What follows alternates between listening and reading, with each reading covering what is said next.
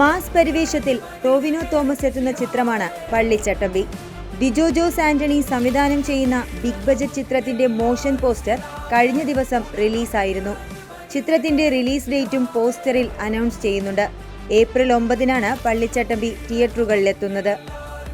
കൂടുതൽ ഡീറ്റെയിൽസ് പുറത്തു വന്നിട്ടില്ല എങ്കിലും ഒരു ആക്ഷൻ എന്റർടൈനർ ആയിരിക്കും ചിത്രമെന്നാണ് സൂചന. 1950-60 കാലഘട്ടത്തിൽ കേരളത്തിലെ ഒരു മലയോര ഗ്രാമത്തിൽ അരങ്ങേറുന്ന സംഭവങ്ങളാണ് പള്ളിച്ചട്ടമ്പിയിൽ പറയുന്നത്. വേൾഡ് വൈഡ് ഫിലിംസിന്റെ ബാനറിൽ നൌഫൽ, ബ്രിജീഷ് എന്നിവർക്കൊപ്പം C cube bros entertainment, Chanakya, Chaitanya Charan എന്നിവർ ചേർന്നാണ് ചിത്രം നിർമ്മിക്കുന്നത്.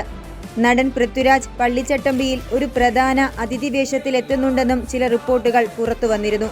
എങ്കിലും ഇതുവരെയും അണിയറ പ്രവർത്തകരിൽ നിന്ന് ഇക്കാര്യത്തിൽ ഔദ്യോഗിക സ്ഥിരീകരണം വന്നിട്ടില്ല.